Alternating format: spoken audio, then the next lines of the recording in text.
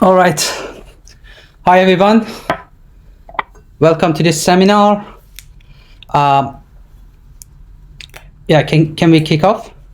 All right. So as you can see, today we are going to cover what's actually the transition and shift in the AI conversation that we are seeing today. So we are moving from prompt engineering to context engineering. So if you are focusing on to become a prompt engineer, I think this presentation should give you more like a kind of exclamation mark, as what we are seeing that in the world of AI, especially in the agentic one, we are seeing more focus on context engineering instead of prompt engineering. And today's seminar is all about some of these taxonomies, architecture patterns, and some of these key design principles that we are seeing in designing proper AI system. So this is the agenda for today. We are going to do a quick introduction on context engineering and what we mean by context engineering. Then we will cover some of these architectural foundations of how we are handling context today. And then we will cover some of these evaluation strategies and also benchmarking data set that can be leveraged to assess and evaluate the quality of the context engineering. And then we will also conclude with some of these design principles and applications of context engineering. All right, so let's begin by looking beyond just classic prompt engineering. So while prompt engineering is about crafting a well-phrased instruction for a large language model, context engineering takes a much broader and more powerful approach. So context engineering is about the designing a system that dynamically pull together the right data, tools, and context, exactly what the model needs and where the model needs those. So you can think of it as turning the model's input window into a more smart, evolving workspace, one that adapts in real time to support the task that the LLM should take care of. So instead of manually writing every instruction or providing all the necessary background in one static prompt, the things that we are usually doing, especially when we are using ChatGPT or any of these LLM-based application, we are orchestrating a flow of information at the system level. So it's a shift from writing good prompts to building intelligent environment around the large language model. And as I mentioned at the beginning, it's all about the agentic one that we are seeing more focus on context engineering. So today's AI agents, there is a major evolution from earlier, more static system that we saw, especially in the world of generative AI. So at the core of the agents, we have these large language model, which act as the brain and allow the agent to take a complex task and break it down into smaller, manageable steps. This is more like a kind of reasoning capability that we are seeing in the model. And then based on these, they can call on different tools, keep track of what's been done, and then adjust their actions along the way. So this shift means that we are no longer just programming responses. We are actually enabling agent to think through the problems, make decision, and then act independently, all within a structured, goal-driven framework. So we have 3 types of agents that we are seeing these days. We have these LLM-based one, which use large language model as the core engine, and they're using systems like React or AutoGPT that chain multiple LLM calls together to break down tasks, reason step by step, and then use both long-term and short-term memory to keep track of their thinking. We also have the multi-model LLMs, which go beyond the just text. So they interpret and combine multiple modalities from different sources like text, images, audios, and videos. And then this gives them a richer, more human-like understanding of the environment, and then help them to generate more relevant responses. And then the last type of agent that we are seeing actually some of the development around that is the general intelligent agent, which covers a broader spectrum. So they range from simple reactive system to highly advanced agent that set goals, maintain internal model of the world, and then optimize their action over time. These are the kind of system that edge closer to the general intelligence or AGI that we are seeing the focus.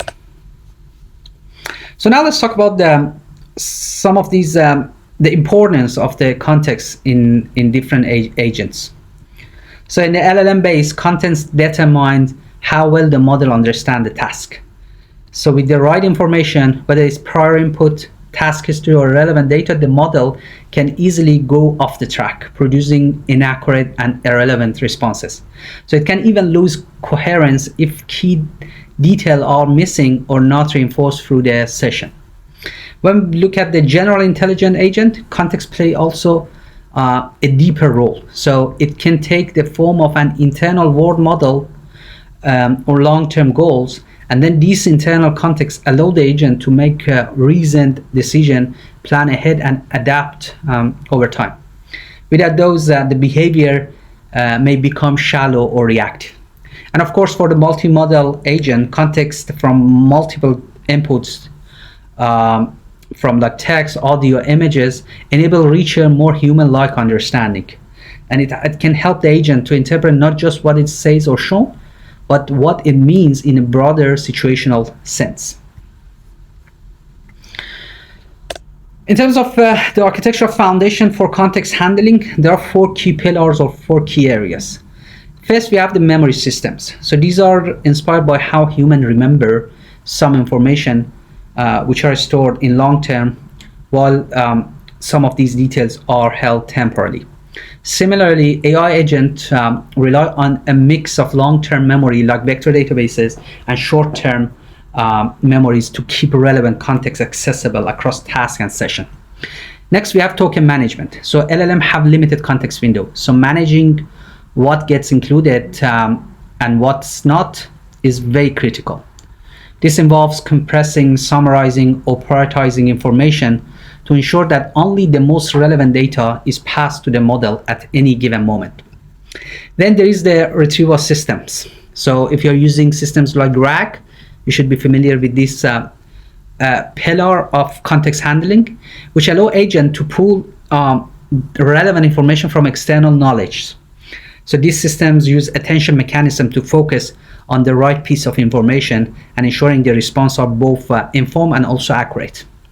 And finally, we have the state management. So this becomes especially important in a multi-agent or recursive systems, where multiple steps or agents need to coordinate, and managing these states help the system maintain continuity, track progress, and also avoid redundant action.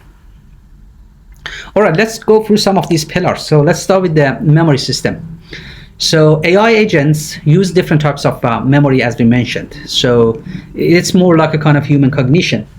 So, and as you can see, there are like 4 key types of, or 4 key areas, I would say, that we are seeing. So we have like the semantic memory, which is all about structure, factual knowledge, things like definition, rules, general concepts. And in AI, this is typically implemented through systems like vector databases, which store information in a way that allows the agent to retrieve based on meaning, not just the keyword.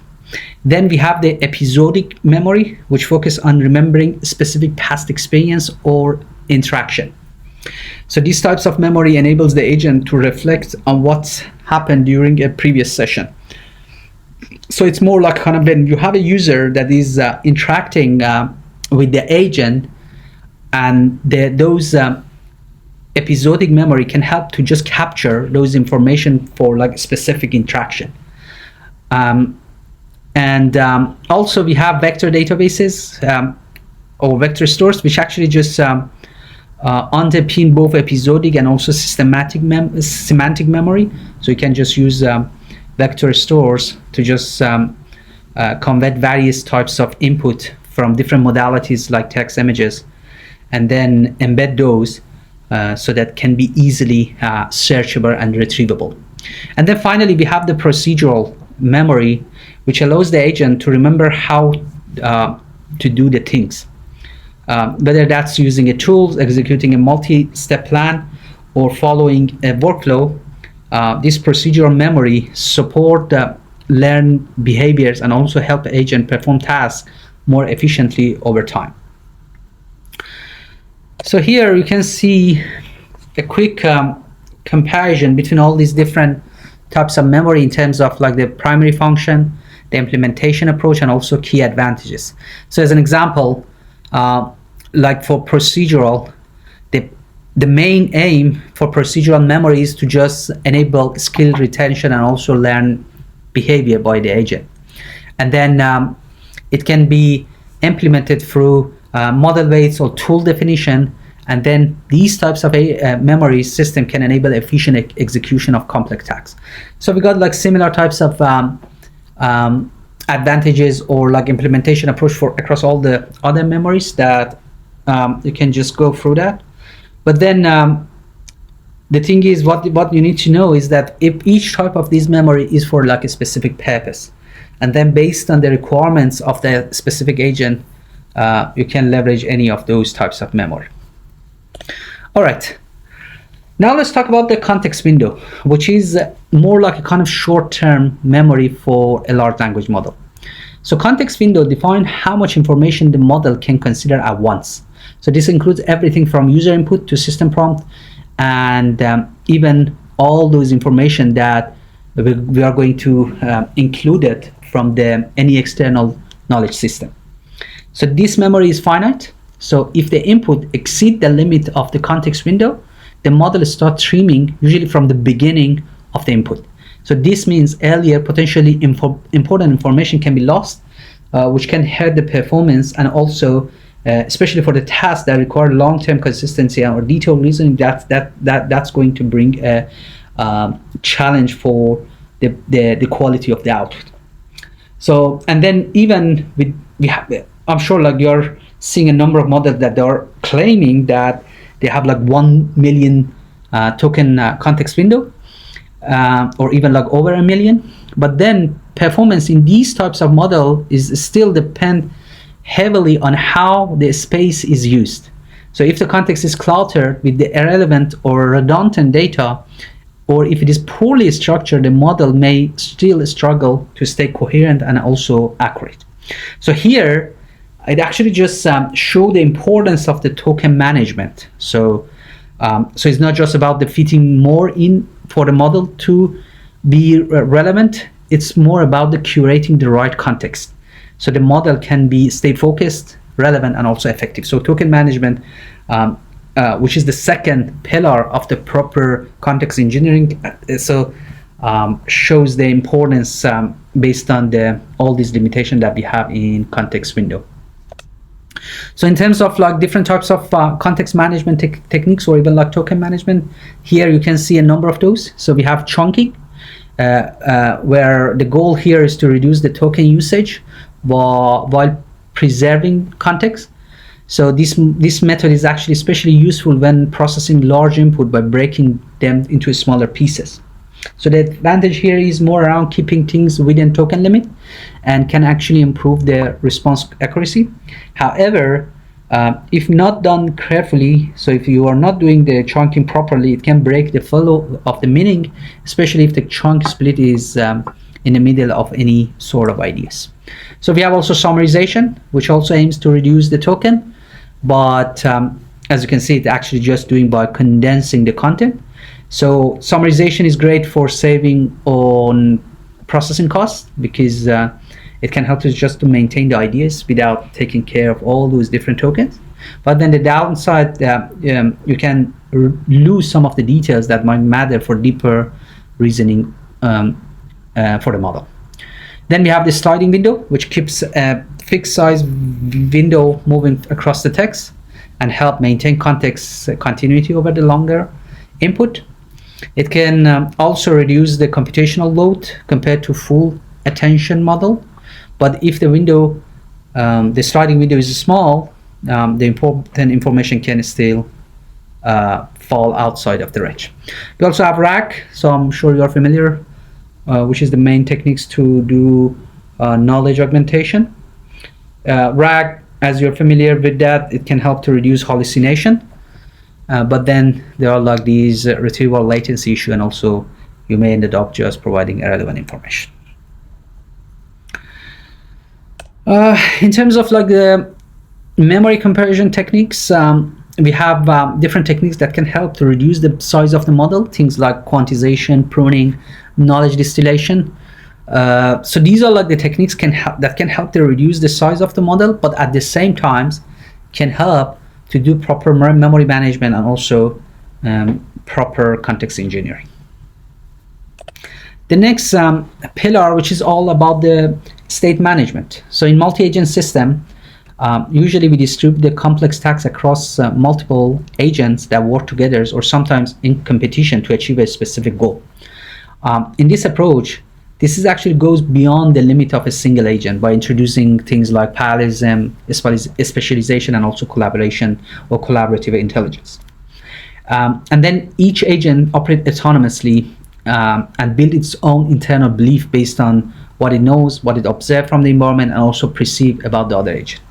And the environment here actually play a critical role as it provides both perceptual input and also state information, which guide the agent to make the decision and also do the interaction.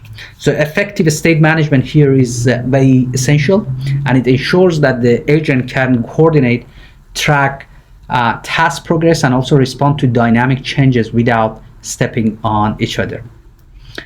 So that's kind of like another key areas, especially when it comes to the multi-agent system.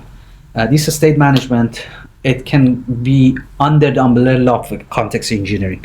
So that's something also that need to be properly taken care of. Now let's quickly talk about some of these taxonomy that we have in context type. So here you can see 4 key types of contexts that we are seeing. So we have a static versus dynamic context. So static context is more around fixed information that system use, things like system instruction, tool definition, or core knowledge, things that don't actually change during a task. And then we have dynamic context, which evolves more around real time, things that can change over a real time, like user input, changing goals, updated from the environment, and so on and so forth. We also have the multi-model context, which refers to the input coming from the different format, like text, images. So if we have a multi-model LLMs, and then we can have like a multi-model context as well, based on the modality that is using. We also have context in another area or axis, which is the user, task, and environment context. So user context can include things like preference, and it's kind of like similar things we have around the task, environment, and then also at the same time local versus global. So local context more around what is relevant to the current step of the conversation, and global things that is actually just is more broader. So in terms of like the static versus dynamic context, so as you can see, like as an example, pre-trained knowledge of an LLM is more like a kind of static context, or fixed reference information, or deterministic workflow. Dynamic context is more around like the real-time data feed, user input. These are like the things that can actually update in real time. In terms of the local, which refers to the information relevant to the single interaction or short-term task, which is more around the current conversation history, temporary output from the tools, or notes held in a short-term memory. On the other side, global context is more like those are like the context that spans across sessions and persists throughout the agent life. This includes things like user preference, semantic knowledge base, consolidated memories, and all those learned behaviors for the agent. Multimodal, already we discussed some of these things related to the different modalities.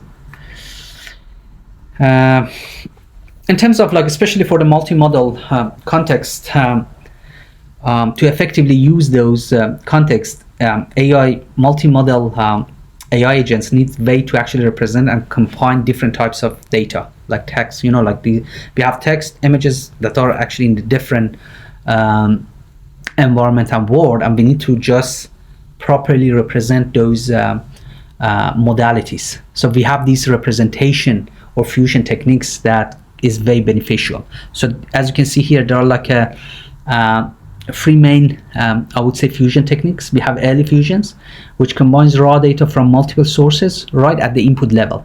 So whatever that you're getting from the text, images, audio, it actually just combine them and then enables deeper integration early in the processing pipeline. But this model actually requires all the modalities to be aligned and synchronized from the start.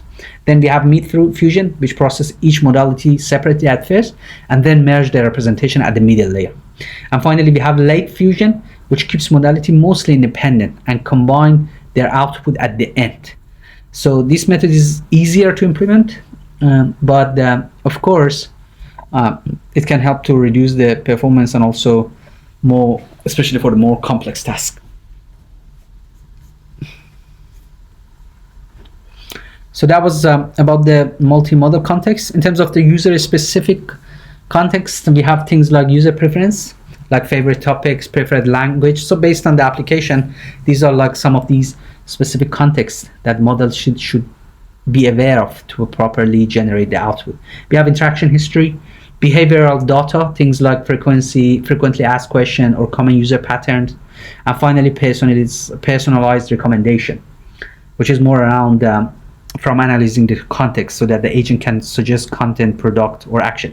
So when you're leveraging any of these models, especially some of these applications, you can see these applications start to know you and just start to generate some content which are more personalized. So this is actually where user-specific context is actually leveraged by the model. So the model or the application is actually operating more in a more like a kind of agent way instead of just purely LLM based. In terms of the task specific or environmental specific, so as an example for the task specific context, we have the instruction. Let's say it in a very simple LLM based application, you have an instruction and prompt. So for each specific task, you have that prompt and that instruction developed, or few short example, tool description. These are the things that are task specific context. In terms of the environment, it's more around some of these environmental data, like location, time, weather, sensor data, or physical environment structure. These are the environment specific context. They can be leveraged by the LLM to generate proper response. All right, so we discussed about these different types of taxonomy. Now let's talk about the evaluation and the benchmarking for these models or for the context engineering. So we have so that context at the end of the day need to be provided to the LLM to generate the response. So if you want to evaluate, you need to evaluate the response. So all these metrics around the accuracy still be relevant. If you want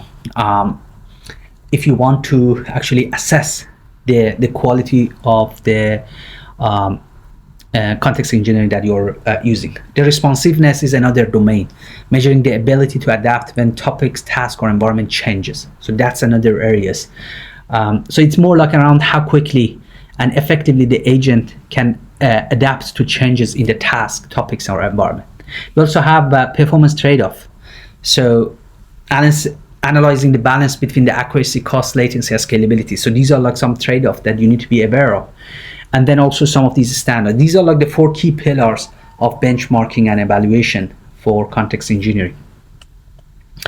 So in terms of the metrics, so accuracy metrics, things like answer relevancy. So the alignment between the generated answer and also the query. Contextual precision. So if you work with the RAG system, there are kind of similar types of metrics that are used to assess and evaluate the performance and the quality of the RAG system. We also have like some of these utility metrics, which is all around like how the whole application or the whole agent is actually generating response. Things like task completion rate, the percentage of the successful completed task, or reasoning relevancy, how we are actually accessing the clear connection between the reasoning and also user requests. These are like some utility metrics that can be used to evaluate the benchmarking. In terms of the responsiveness to context switching, is another critical skill for the intelligent agent. So the thing is, to evaluate these capabilities, we have like metrics like dynamic routing, which tracks how well the agents select the right path or skill when switching, the context switching is happening. We have also average message exchange per conversation, which helps measure efficiency during transition. Transfer rate is another one, which is more around how often the agent need to escalate to a human due to the confusion or failure. So these are like some specific evaluation metrics, or coherence or consistency, which more like look at the adaptability to unexpected input that the agent can, I would say, encounter. In terms of like the trade-off, we have trade-off between accuracy and cost. So more context usually improve the reasoning and grounding, but it also increases the processing time and compute power. We also have memory usage versus efficiency. So storing large context window or detailed memory histories demand significant resources, which means reducing efficiency. We also have a trade-off in scalability versus coordination.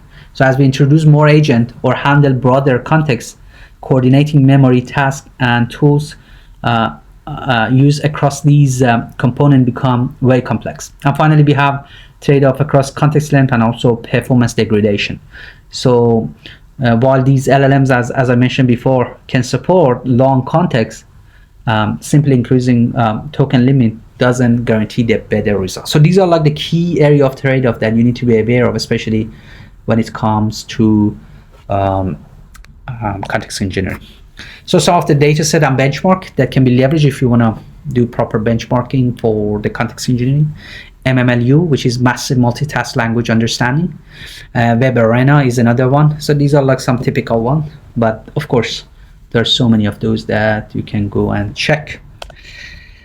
In terms of like the key principles, first, when it comes to context engineering, you need to leverage a system level approach. So instead of focusing on like just prompt, you need to look at the entire ecosystem, the memory, tools, states. These all need to be coordinated in proper system level approach. Then context chaining, which involves linking information across multiple steps, ensuring that the output from one stage feed logically and also coherently into the next.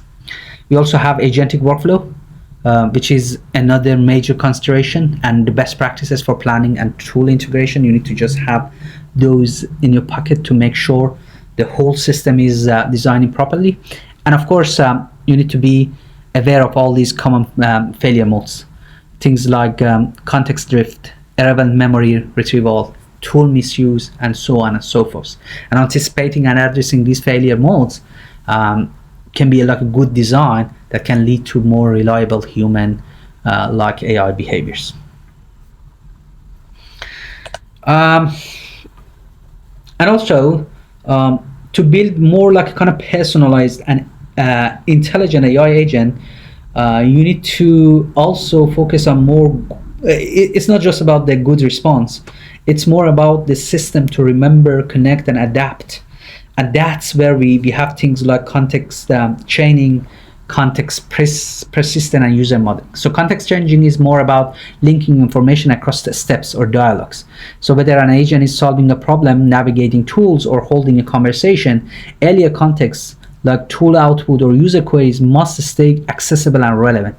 And mechanically, this means feeding the output or state of one step directly into the next, often using memory buffer or appending summaries to keep things coherent. Also, we have this context persistence, which goes a step further, preserving memory beyond a single session. This gives the agent long-term continuity, and this might help to store facts, user-specific data, or past decision using things like vector database or semantic memory, or even like summarization, which can help to reduce the memory and also keep essential information. And finally, user modeling. So these actually enable agent to tailor responses based on the individual. All those things that we have around the task, context, environment, context, or user preference, these are like the things that can help to just have a more tailored responses. In terms of the best practices for agentic one, start with the proper planning and task decomposition. Complex goal should be broken into smaller manageable subtasks. Use iterative planning, where agents reassess and adapt to a new information and tools. For more complex scenarios, you should implement hierarchical structure, where a top-level planner coordinates multiple specialized sub-agents. Next is tool use or integration.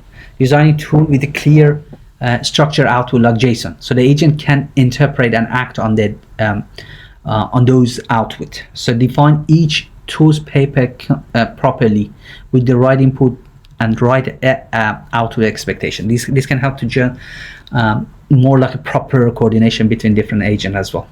And finally, error handling, things that we already covered, fallback logic when necessary, having human in the loop mechanism that can help to improve the overall quality.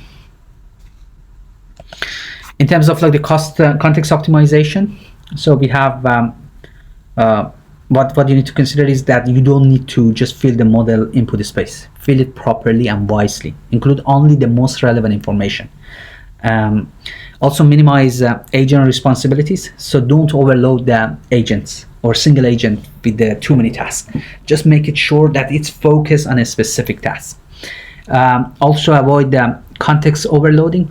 So instead of just sending everything to the model in one shot, decompose those complex tasks into a sequence of steps, and then keep the input lean, relevant, and also easy for the model to reason in. And then maintain the context continuity. So to avoid information loss across longer interaction, use techniques like overlapping chunks, conversation summarization, or context buffering that can help to ensure the model retain all those important information without exceeding the context limit. In terms of like the limitation and failure modes, so hallucination is one of the key areas that you need to always consider for any types of AI that we are dealing these days. Things like RAG or retrieval augmented generation can be like a good option to help to deal with that limitation. Context drift and task misalignment is also another important pillar. So over time, an agent can lose sight of the original goals, especially when there is like irrelevant or ambiguous information keep accumulating. And this can lead to off-topic answers for the agent. So prevent this drift by using active goal recitation, hierarchical session design, and careful context pruning. Lastly, make sure to take care of things like relevant context and conflicts. So overloading the context windows with too much unnecessary information can lead to conflicting data, and then model to producing consistent output. So make sure that there is like a proper selective retrieval, context isolation, and also build verification mechanism in place to help avoid those types of failure mode.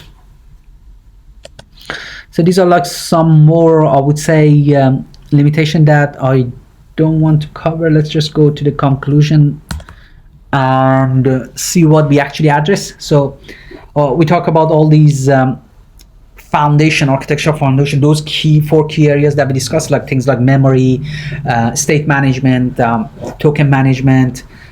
So we cover those four components of the context engineering. We also talk about some of these sophisticated token management, and also things like a RAG system, which are essential actually to make sure that LLMs and the agents are generating proper responses. We also talk about some of these taxonomy of context, things like local versus global context or user-specific context. So we already talk about those. That can help you to just have all those, and also we cover some of these best practices and key design principle for context engineering. So before I just wrap up the whole session, so mastering context engineering is going to be key for building proper AI agents, and that can help to make the AI agent not only powerful but also trustworthy, flexible, and human aligned. And I think that's a key skill that you need to learn if you want to be a more like a system or AI system engineer, not just a prompt engineer. Awesome. Thanks.